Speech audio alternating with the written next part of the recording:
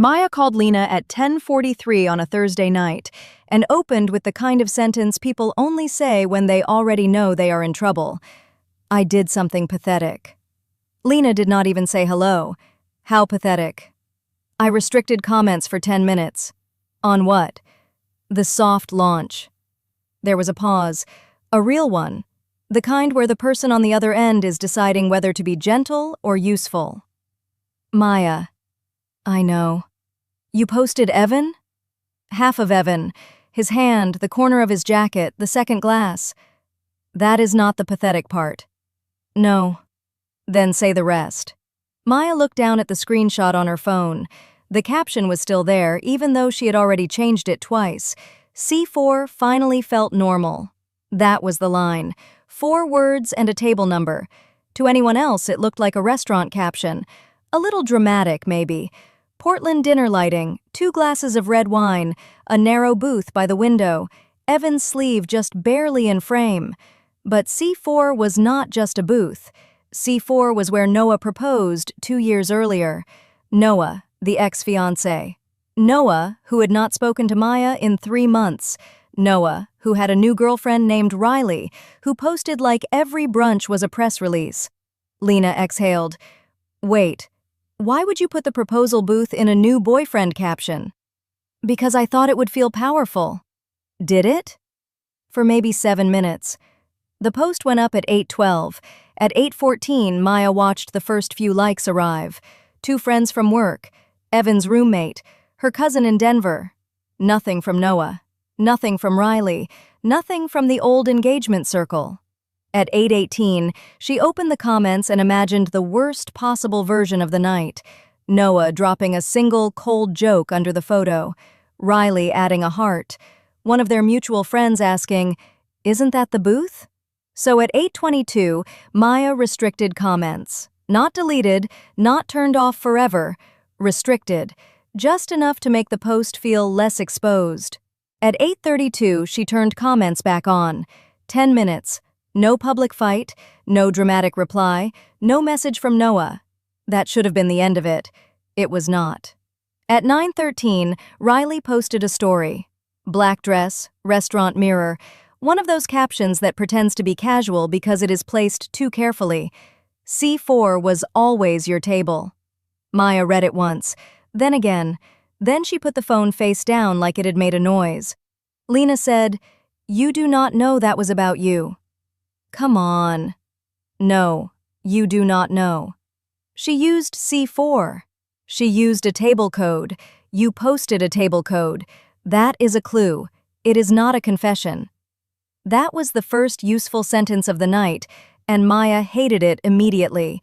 Because a clue is worse than a confession when you are already anxious. A confession ends the guessing. A clue opens 10 more tabs in your brain. Maya had already opened them. She checked Noah's profile. No change. Riley's profile. Same bio. Her own post. Comments normal again. Insights. The numbers were not dramatic, but they were weird enough to keep her awake. Profile visits had bumped during the restricted comments window. Not by 50, not by some viral number. By 6. 6 is nothing if you are trying to prove a story. 6 is everything if you are trying to sleep. This is exactly where people mess themselves up, Lena said. By checking? By turning a number into a person. Maya got quiet. Lena kept going. You can see timing.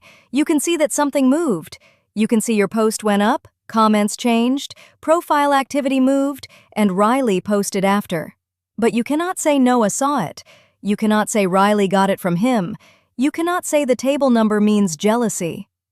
Then what can I say? You can say the timing is not random enough to ignore. That landed differently. Not certainty. Pattern. Maya opened a note and wrote it down because she did not trust herself to remember it honestly in the morning. 8:12 post. 8:22 comments restricted. 8:32 comments back. Small profile visit lift inside the window. 9:13 Riley story. C4 was always your table. No like. No comment, no DM, no proof. Lena said, "That last line matters." I know. No, I mean it matters more than the C-4 line. Maya almost laughed, but it came out flat.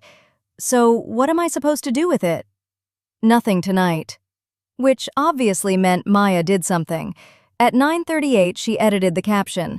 C-4 finally felt normal became dinner finally felt normal. She told herself it was cleaner, less loaded, less obvious.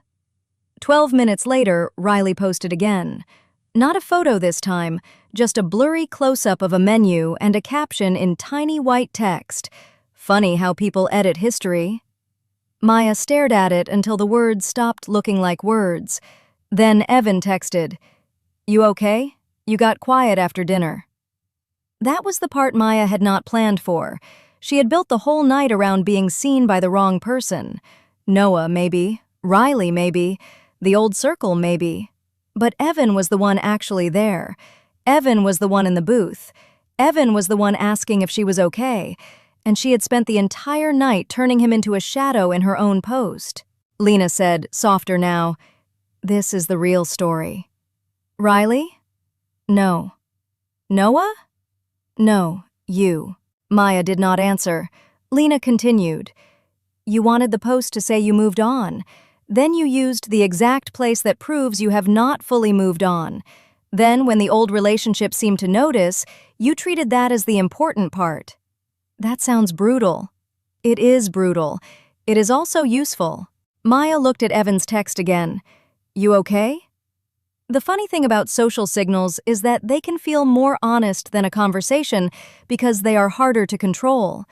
A view, a caption, a tiny setting change, a profile visit bump, a public line that appears after a private panic.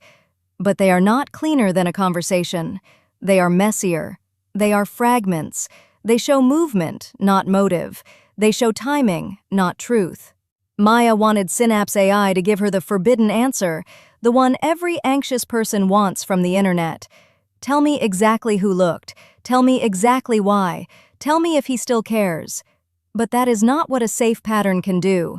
A safe pattern can tell you the public sequence. The post happened here, the setting changed here, the profile activity moved here, the second account posted here, the same language came back here. Then you still have to be honest about the gap. You do not know who was behind every view.